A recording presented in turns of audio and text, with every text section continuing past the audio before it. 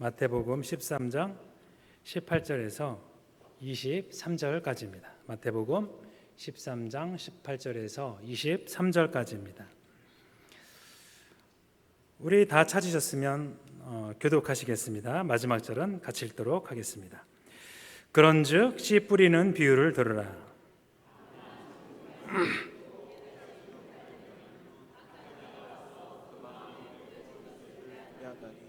이는 곧 길가에 뿌려진 자요. 돌밭에 뿌려졌다는 것은 말씀을 듣고 즉시 기쁨으로 받되 그 속에 뿌리가 없어 잠시 견디다가 말씀으로 말미암아 환난이나 박해가 일어날 때에는 곧 넘어지는 자요. 가시떨기에 뿌려졌다는 것은 말씀을 들으나 세상의 염려와 재물의 유혹에 말씀이 막혀 결실하지 못하는 자요. 좋은 땅에 뿌려졌다는 것은 말씀을 듣고 깨닫는 자니 결실하여 어떤 것은 100배, 어떤 것은 60배, 어떤 것은 30배가 되느니라 하시더라. 아멘. 네, 우리가 무슨 일을 할 때 그 일을 한 후에 이제 평가를 하게 됩니다. 그것이 잘 되었는지 아니면 잘못되었는지. 그래서 다음에 할 때는 더 잘할 수 있도록 평가를 해보는 것입니다. 그래서 우리의 삶도 이렇게 항상 자기를 판단하면서 상황을 보면서 그런 삶을 살 수 있다면 더 좋은 인생을 살 것입니다. 그러면 도움을 받을 수 있는 것은 무엇일까요? 예를 들어 이제 집을 나가다가 길을 잃어버렸습니다. 요즘에는 그 휴대폰에 앱을 하나 깔면 바로 지도가 나와서 집을 바로 찾을 수 있는 거죠. 그러면 삶의 방향은 무엇으로 도움을 받겠습니까? 바로 성경입니다. 성경을 알아야 합니다. 오늘 우리가 아는 것은 많습니다. 그런데 정작 필요한 것을 아는 것은 더 필요합니다. 더 복된 것입니다. 오늘 성경 본문에서 씨 뿌리는 비유와 가라지 비유가 나옵니다. 너무 많이 들으셔서 좀 낯설지 않으실 것입니다. 오히려 그래서 이 구절을, 이 중요한 말씀인데 평소에는 신경을 잘 안 쓰실 수 있는 경우가 생기는 것 같아서 제가 한번 준비해 보았는데요. 그런데 오늘 우리가 본문을 보니 확인해야 할 사항이 있다는 것을 알 수 있습니다. 바로 열매의 문제입니다. 열매가 사실 우리에겐 가장 중요한 문제가 아닌가 싶습니다. 왜일까요? 누가복음 13장에는 열매 없는 무화과 나무를 예수님이 저주하신 장면을 볼 수 있습니다.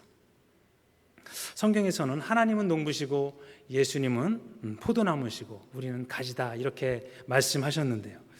그래서 사실 농부의 마음은 그 열매에 집중되어 있습니다. 저는 이제 군대에 있을 때 농사를 좀 지어봤습니다. 부대 안에 공간이 좀 넓은 데가 있어서 거기서 이것저것을 심었는데요. 근데 제가 그렇더라 이것입니다. 각종 과일들을 보면서 자라니까 그 열매가 언제 커서 거두나 언제 커서 거두나 이 생각을 항상 하고 있었습니다.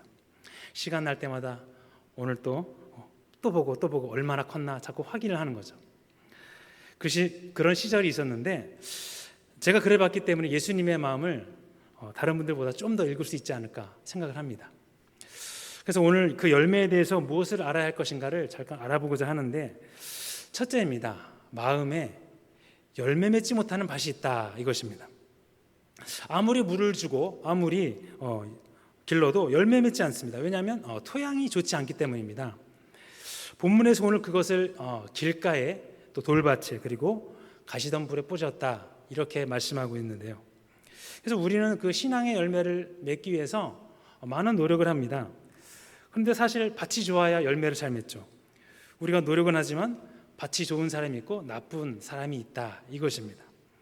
다행히 이제 밭이 좋은 사람은 하나님의 말씀을 잘 순종하며 나가고 또 나아갑니다. 그러나 그렇지 못한 사람은 전자에 말씀드린 밭이 좋은 사람보다 뒤처질 수가 있는 것입니다. 사실 그래서 원래 좋은 밭을 가진 사람들은 신앙생활을 잘할 수밖에 없는 그런 점도 우리가 부인할 수 없습니다. 처음부터 마음이 굳건한 사람이 있죠. 처음부터 마음이 연약한 사람이 있고요. 처음부터 순한 사람이 있습니다. 또 처음부터 거친 사람이 있고 또 처음부터 남들보다 인격이 좀 더 훌륭한 사람이 있습니다. 자, 그러면 어떻게 해야 할까요? 그런데요, 하나님은 말씀하십니다. 이사야서 5장 1절에서 2절까지입니다. 우리 같이 읽어보도록 하겠습니다. 시작. 내가 나의 사랑하는 자를 위하여 노래하되 나의 사랑하는 자의 포도원을 노래하리라. 나의 사랑하는 자에게 포도원이 있으며 심히 기름진 산내로다. 땅을 파서 돌을 제하고 극상품 포도나무를 심었었도다. 그 중에 망대를 세웠고 그 안에 술틀을 팠었도다. 좋은 포도 맺기를 바랐더니 들포도를 맺혔도다. 네, 아멘. 극상품 포도나무를 심었다고 말씀하십니다. 하나님이요. 근데 문제는 그래서 밭입니다. 밭이 나쁘면 아무리 좋은 것을 심어도 한계가 있는 것입니다. 제가 사실 농사 지은 이야기를 말씀을 드렸는데요. 사실 제가 농사를 지을 때 한쪽은 거름을 많이 주고 한쪽은 거름을 적게 안 줬습니다. 제가 뭐 이런 실험을 해보고 싶어서 그렇게 준 것이 아니라 거름이 없어서 그랬는데요. 네, 재정적으로 좀 많이 들어가니까 거름을 못 줬습니다. 그래도 뭐 땅이니까 심으면 잘 나겠지 이렇게 생각을 했는데, 근데 그게 아니더라 이것입니다. 한쪽은 잘 자라고 한쪽은 못 자라다, 잘하지 않더라 이것입니다. 마음도 그렇다는 것이죠. 여러 가지 이유가 있겠지만 하나님은 완악한 마음으로 인하여 우리 마음이 고난과 핍박과 유혹을 이기지 못한다고 말씀하십니다. 우리 마태복음 13장 14절입니다. 같이 읽도록 하겠습니다. 시작. 이사야의 예언이 그들에게 이루어졌으니 일러스되 너희가 듣기는 들어도 깨닫지 못할 것이요 보기는 보아도 알지 못하리라. 이 백성들의 마음이 완악하여져서 그 귀는 듣기에 둔하고 눈은 감았으니 이는 눈으로 보고 귀로 듣고 마음으로 깨달아 돌이켜 내게 고침을 받을까 두려워함이라 하였느니라. 아멘. 네, 완악함. 그 완악함 때문에 열매 맺지 못한다고 합니다. 그래서 우리는 변화를 받아야 됩니다. 깨달아야 되는데요. 깨달아서 하나님의 뜻대로 살아서 좋은 밭을 만들어야 됩니다. 그래서 알아둬야 되죠. 길가에 그리고 돌밭에 가시떨기에 뿌려진 밭의 공통점이 무엇이냐면 바로 열매 맺지 못한다 이것입니다. 오늘 그래서 내가 지금 무슨 밭인지 열매 맺지 못하는 밭이 있다 이 사실을 알아야 되는 것인데요. 왜일까? 열매 맺지 못하면 소용이 없기 때문입니다. 그래서 우리의 마음을 이제 빨리 개선해야 되는 거죠. 밭이 마음이라 해결책은 이것입니다. 완악한 마음을 내어놓는 것입니다. 그 마음을 내어놓을 때 주님이 들어오시는 거죠. 그러면 이제 옥토밭으로 변해서 주님과 동행하게 됩니다. 그래서 우리 마음밭이 좋지 않을수록 더 많은 것을 내려놓아야 됩니다. 마치 척박한 땅에 농사를 짓게 되면 그만큼 더 거름을 많이 줘야 되는 이치와 같은 것이죠. 그러나 마음을 비우게 되면 옥토밭이 되고 또 믿음의 사람이 됩니다. 사실 열매가 맺히지 않으면 제일 기뻐하지 않은 사람이 농부입니다. 그래서 농부는 슬퍼합니다. 열매만 바라보고 씨를 뿌렸는데 그만 열매가 없으면 어떨까요? 영적인 농부는 바로 하나님이십니다. 사람인 농부도 슬픈데 하나님은 얼마나 더 슬프시겠습니까? 바로 근데 그러한 땅이 우리 마음이다 이것입니다. 그래서 근데 그냥 열매 없이 살아가는 사람이 그래서 얼마나 많을까 한번 생각해 보기 원합니다. 그래서 우리 선택받은 사람들은 얼마나 더 감사해야 할까요? 그래서 잠깐 세 가지 경우를 보고자 합니다. 우선 길가에 뿌려진 자를 보고자 합니다. 이것이 무엇일까요? 19절입니다. 같이 읽도록 하겠습니다. 시작. 아무나 천국 말씀을 듣고 깨닫지 못할 때는 악한 자가 와서 그 마음에 뿌려진 것을 빼앗나니 이는 곧 길가에 뿌려진 자요. 이것은 믿지 않는 자가 아닐까 생각합니다. 천국 말씀을 들으나 깨닫지 못하여서 악한 자가 빼앗아갑니다. 자, 두 번째입니다. 돌밭에 뿌려진 자는 무엇일까요? 20절입니다. 같이 읽겠습니다. 시작. 돌밭에 뿌려졌다는 것은 말씀을 듣고 즉시 기쁨으로 받되 그 속에 뿌리가 없어 잠시 견디다가 말씀으로 말미암아 환난이나 박해가 일어날 때는 곧 넘어지는 자요. 아멘. 네, 이제 곧 발을 교회에 들여놓은 분 성도가 아닐까 생각합니다. 말씀을 받고 견디다가 넘어지는 자죠. 자, 세 번째입니다. 가시떨기에 뿌려진 자입니다. 22절입니다. 같이 읽도록 하겠습니다. 시작. 가시떨기에 뿌려졌다는 것은 말씀을 들으나 세상의 염려와 재물의 유혹에 말씀이 막혀 결실하지 못하는 자요. 네, 아멘. 말씀은 듣습니다. 믿음이 있는데 유혹과 염려에 묶여서 결실하지 못합니다. 믿음은 있고 열심은 있는데 적당히 타협하는 것이죠. 사실 이 세 가지 비유는 어떤 분들이 말하기를 신앙의 어떤 단계별로 신앙의 성숙도를 얘기하는 것이 아니라 그냥 마음의 상태를 얘기한다 이렇게 주장하시는 분도 계신데요. 저는 그렇게 보는 것이 아니라 신앙이 이렇게 단계로 한번 보아봤습니다. 어느 것이 맞을까는 글쎄요. 신학적으로 얘기를 해봐야 되겠지만 가장 중요한 것은 우리가 옥토밭을 만든 것이 가장 중요하지 않을까 그런 생각을 해봅니다. 자, 근데 여기 이 어느 것이 이 세 가지 중에 가장 문제일까 생각해 봅니다. 첫 번째는 길가에 뿌린 자가 아닐까 생각합니다. 왜일까요? 믿지 않기 때문입니다. 이제 그 다음이 문제입니다. 그 다음은 돌밭에 뿌려진 자가 아니라 가시떨기에 뿌린 자입니다. 왜 그럴까요? 뜨뜻미지근한 사람이죠. 믿음이 있는데도 그렇게 행동하지 못하고 타협하고 그렇게 행하고 있습니다. 믿음이 있어도 이제 막다른 골목에 이르면 이제 배반을 하게 되는 거죠. 적당히 타협을 하는 것입니다. 그래서 우리가 마음이 완악할 때 우리가 얻는 것은 없습니다. 이스라엘 백성이 그렇습니다. 광야에서 완악한 이스라엘 백성은 얻을 수가 없었어요. 그러나 부드러운 마음은 하나님의 은혜가 있습니다. 이삭의 그 순종으로 말미암아 하나님은 기뻐하셨고 큰 은혜를 이삭에게 주었다는 것입니다. 자, 근데 두 번째입니다. 이번에는 반대로 마음에 옥토밭이 있다는 것입니다. 열매 맺지 못하는 밭만 있는 것이 아니라 열매 맺는 마음에 옥토밭이 있는 건데요. 자, 이런 사람은 어떤 사람들일까 생각해 봅니다. 완악한 마음을 버리고 순전한 마음으로 하나님을 향해 사는 사람입니다. 유혹을 이기고 말씀대로 사는 사람입니다. 우리 23절을 같이 읽어보도록 하겠습니다. 시작. 좋은 땅에 뿌려졌다는 것은 말씀을 듣고 깨닫는 자니 결실하여 어떤 것은 100배, 어떤 것은 60배, 어떤 것은 30배가 되느니라 하시더라. 아멘. 네, 말씀과 친한 사람입니다. 사실 좋은 땅에 뿌려진 분들은 말씀대로 사는 사람이죠. 그게 가장 두드러진 특징입니다. 그렇습니다. 말씀의 하나님 능력 외에 우리의 마음을 완전히 다스릴 수 있는 것은 없다는 것을 아실 겁니다. 사실 그래서 옥토밭에는 아무거나 심어도 농사가 잘 되죠. 하나님이 그런 사람에게 마음껏 씨를 뿌려서 쓰실 것입니다. 그래서 오늘 본문에 나온 것처럼 100배, 60배, 30배의 소득을 결실을 거두실 겁니다. 그래서 아무리 씨가 좋아도 안 되는 것입니다. 내 마음의 밭이 좋아야 됩니다. 하나님은 최고의 것을 주셔도 우리의 마음이 준비되어 있지 않으면 그렇지 못하는 것입니다. 그것이 사실 우리의 마음밭을 정리하는 것이 가장 중요한 일이죠. 최고의 방법입니다. 자, 그래서 하나님은 최고의 것을 심으시고 우리가 할 일은 최고의 마음밭을 가꾸는 것입니다. 그러면 이제 최고의 하나님과 우리의 마음밭이 만나서 최고의 결실을 거두게 되는 것이죠. 근데 이 마음밭을 가꾸는 것은 사실 우리가 할 일이어서 단순하게 볼 일이 아닌 것입니다. 하나님 우리 마음을 마음대로 이렇게 움직이시는 분이 아니시죠. 바울을 보십시오. 우리 고린도전서 15장 31절을 보겠습니다. 같이 읽도록 하겠습니다. 시작. 형제들아, 내가 그리스도 예수 우리 주 안에서 가진 바 너희에 대한 나의 자랑을 두고 단언하노니 나는 날마다 죽노라. 아멘. 바울 사도가 이야기했듯이 그렇게 하루하루를 바라보며 사는 삶이 옥토가 되는 방법입니다. 자, 성도님들 근데 어떠십니까? 바울처럼 죽기가 쉬우신가요?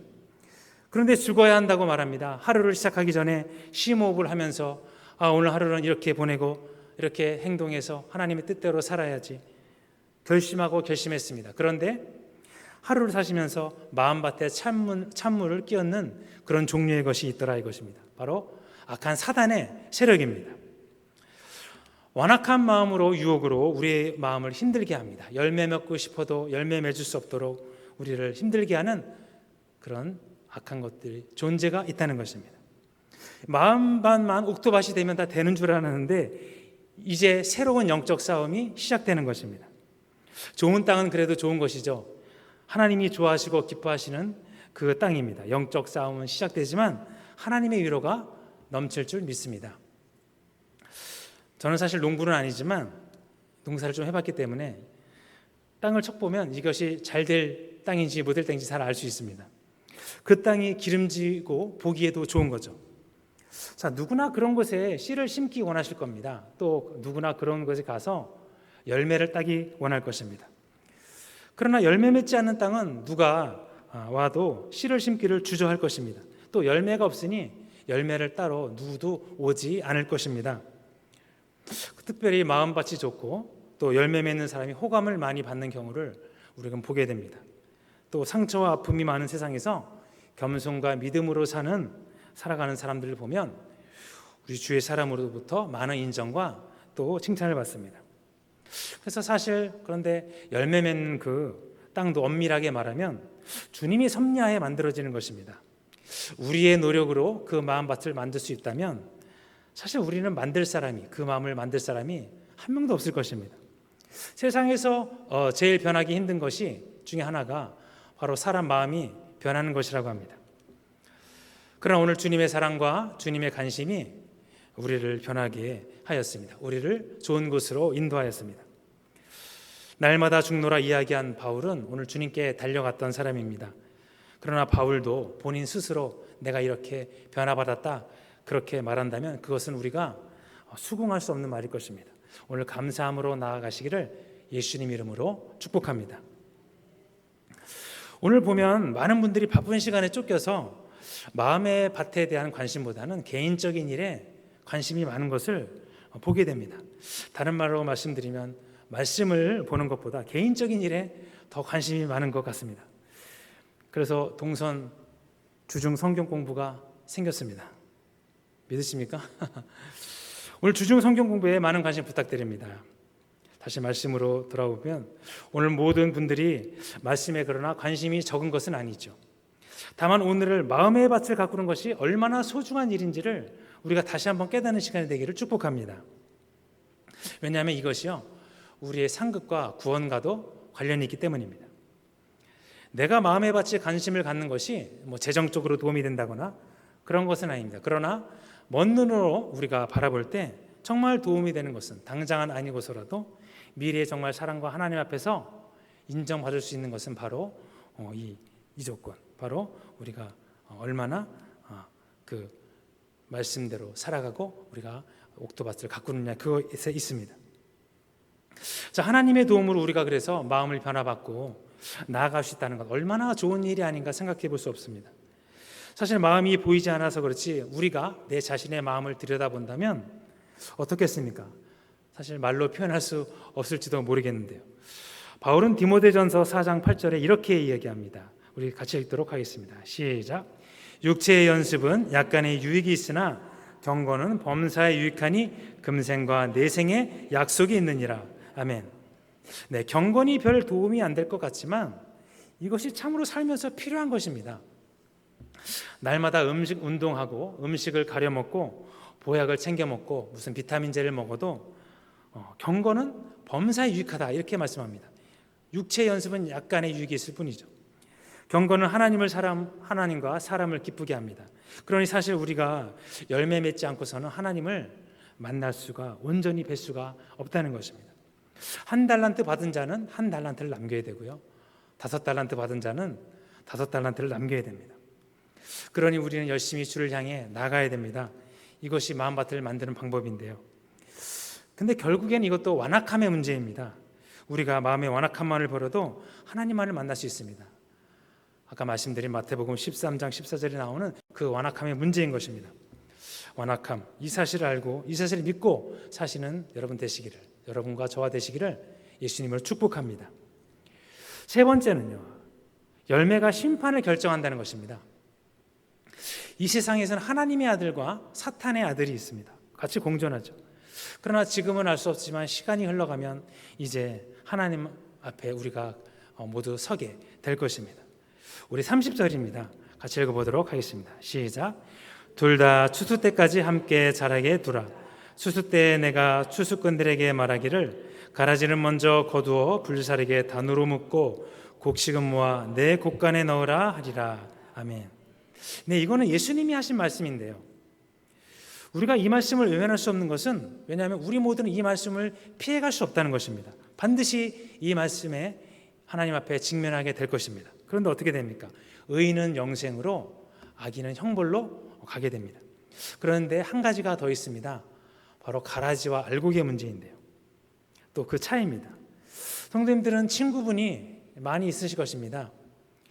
이제 친구분들이 이제 다 똑같이 보이지만 그러나 한 분은 가라지일 수 있고 한 분은 곡식 알곡일 수가 있겠죠. 가라지는 알곡에 붙어서 생활합니다. 남에게 피해를 주죠. 오늘도 우리를 향해 비난하고 험담하고 판단하는 사람이 있습니다. 나를 힘들게 하는 사람이 있습니다. 내가 가라지를 뿌린 기억이 없지만 가라지가 있습니다. 그럼 누가 뿌린 것입니까?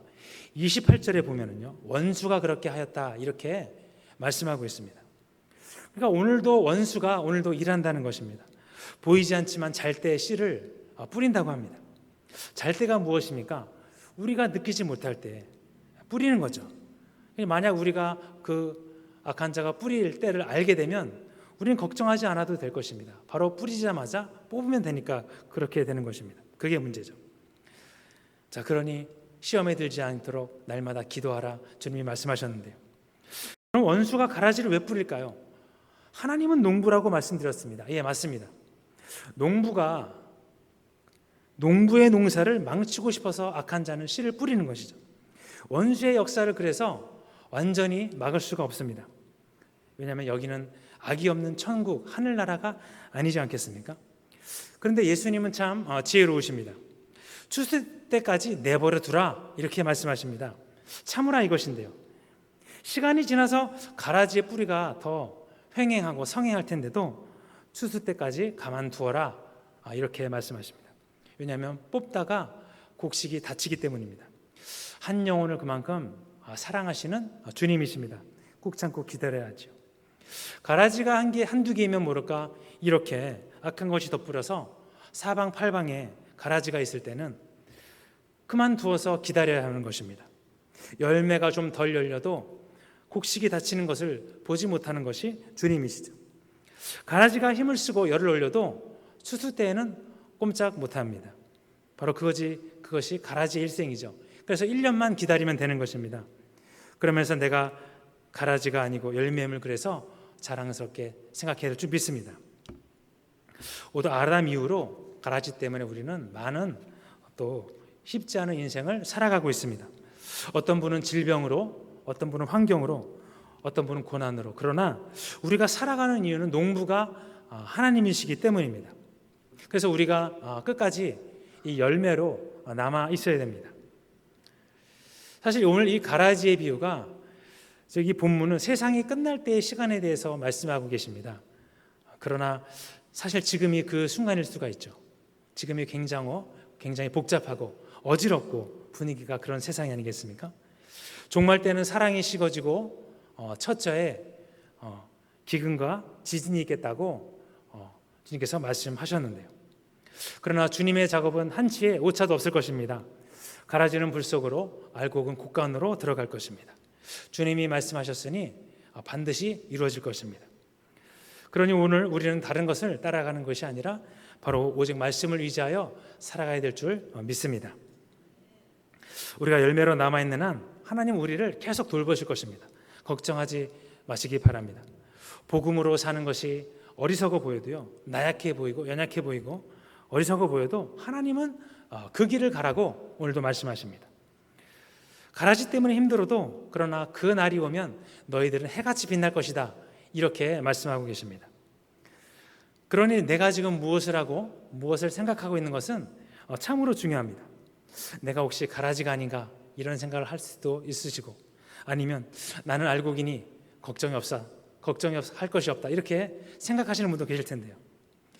자, 우리는 그래서 매일 거울을 보고 삽니다. 우리가 거울을 보게 되면 어떻습니까? 또 거울을 우리가 하루라도 보지 않으면 어떻게 될까요? 하루라도 보지 않는 분은 안 계실 것입니다. 내가 무엇을 입고 있나, 내가 어떤 표정을 짓고 있나 거울을 보면 다 나타납니다. 그럼 우리의 마음의 거울은 어떻습니까? 여러분, 마음의 거울을 보고 계십니까? 마음의 거울은 여러 가지가 있을 수 있습니다. 네, 말씀을 통해서도 볼 수 있고요, 사람을 통해서도 볼 수 있고, 환경을 통해서도 볼 수 있습니다. 모두 중요하죠. 그래서 우리의 마음이 거울을 잘 살피고 나아가야 됩니다. 그래서 하루하루 알곡으로 커가는 것입니다. 곡식이 자랄 때 바람이 불고 또 햇빛도 따갑고 가라지도 있습니다. 그래서 생각하기를, 하나님이 왜 오늘도 나를 이렇게 힘들게 하시는가? 그러나 가라지는 본문에 보면 하나님이 뿌린 것이 아니라 바로 악한 자들이 뿌렸다 이렇게 말씀합니다. 오해할 수가 있는 거죠. 밤에 뿌려서 잘 몰라서 그렇지 하나님이 뿌린 줄 알고 하나님이 우리를 힘들게 한다, 괴로움을 준다 이렇게 생각하기도 가끔 생각할 수가 있다는 것이죠. 그러나 하나님은 곡식에 해를 입히지 않기 위해서 오늘도 참고 인내하신다는 것을 우리가 알아야 됩니다. 그러나 가을이 되면 이제 바람도 불고 바람도 살랑살랑해지고 햇빛도 줄어들죠. 마지막으로 추수 때가 옵니다. 하나님을 믿는다는 것은 그래서 오랜 기다림입니다. 한 가지만 그러나 하나님은 한 가지만 보시는 거죠. 바로 알곡이냐 가라지냐 그것을 보시는 것입니다. 또 곡식은 많은 영양분을 필요로 합니다. 가라지가 영양분을 뺏어가면 곡식은 잘 자라지 않는데 그 가라지는 그렇습니다. 남의 것을 빼앗고 자기가 크는 그런 존재입니다. 악한 자들은 어떻습니까? 자기 자신을 위해 이웃에게 피해를 주죠. 오늘 선한 자들은 그렇지 않습니다. 더욱이 하나님의 사람은 더욱더 그렇지 않습니다. 가라지와 그래서 곡식은 명백히 구분됩니다. 그러나 오늘 자기의 길을 묵묵히 가며 그날을 바라보는 사람이 있습니다. 열매를 위해서죠. 결론입니다. 예전에는요 복음 전파 때문에 믿음에 대해서 굉장히 많이 강조했던 것 같습니다. 그러나 요즘은 그렇지 않은 것 같습니다. 바로 믿음도 중요하지만 마음밭이라는 것에 대해서 굉장히 관심을 많이 갖습니다. 또 마음밭이 어떤가에 따라서 그 사람을 쉽게 결정해 버리는 경우도 많이 있습니다. 이유가 무엇입니까? 세상이 복잡해져서 사람 간의 정도 줄어들고 또 서로 간에 상처를 주고 아픔을 주기 때문에 오히려 마음에 대한 관심이 많이 늘어나게 되었는데요. 근데 이렇게 변한 것이 좋아 보이기도 하지만 한편으로는 사람이 너무 한 가지 실수만 보고서도 그 사람을 판단해 버리는 그런 부작용도 좀 나은 것 같습니다. 오늘 하나님을 보시기 바랍니다. 계속해서 씨를 뿌리고 계십니다. 끊임없이 뿌리고 계십니다. 우리가 약하나 허물이 많거나 부족하더라도 계속 뿌리고 계십니다. 허물을 덮으시고 계속 뿌리고 계신다는 것입니다. 그러나 열차가 기다리다가 이제 출발 시간이 가면 열차는 출발하는 것이죠. 하나님도 영원히 뿌리시지는 않는 것입니다. 오늘 그 사랑 그 마음으로 나아가시기를 소원합니다. 마음과 밭과 또 씨 뿌린 자의 비유를 오늘 말씀드렸는데요. 중요한 말씀인데 소홀히 여기는 또 그런 경우가 있지 않나 생각되어서 오늘 말씀을 드려보았습니다. 선줄 알면 넘어질까 조심하라, 이거를 주님께서 말씀하셨습니다. 하나님을 믿고 있으니 나는 걱정 없다, 이것도 좋지만 진정 내가 하나님과 동행하고 있는가 한번 생각해보는 귀한 시간 되시기를 축복합니다. 오늘 이 자리에 그동안 마음 추스리고 다스리시고 가라지의 유혹을 버리시고 여기까지 오신 성도님들 하나님의 은혜가 충만히 임할 줄 믿습니다. 씨 뿌리는 그 가라지 비유를 통해 다시 한번 주님을 알아가게 되는 그런 귀한 시간 되시기를 예수님 이름으로 축복합니다.